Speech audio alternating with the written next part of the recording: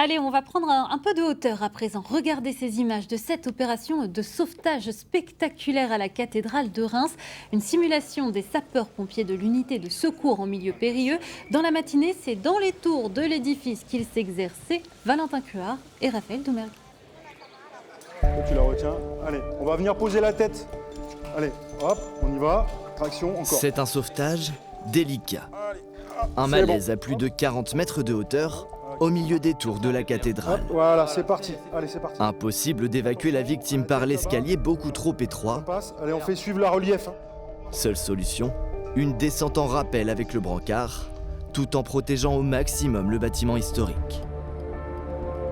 La particularité de la cathédrale, c'est qu'a été mis à disposition des moyens de secours, des points d'ancrage qui ont été mis en place à l'époque de la rénovation. Donc on utilise ces points d'ancrage et rien d'autre. Voilà.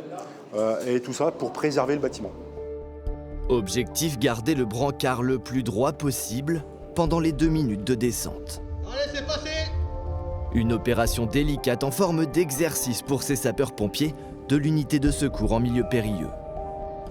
Voilà 2 mètres, 1 mètre! Une fois la fausse victime sauvée, au tour des pompiers, originaires de la Nièvre, de descendre en rappel. Des sauveteurs impressionnés par l'envergure de la cathédrale. C'est génial et moi personnellement j'attendais que ça de manœuvrer ici à la cathédrale. Déjà par la hauteur, déjà par la beauté du monument et son historique.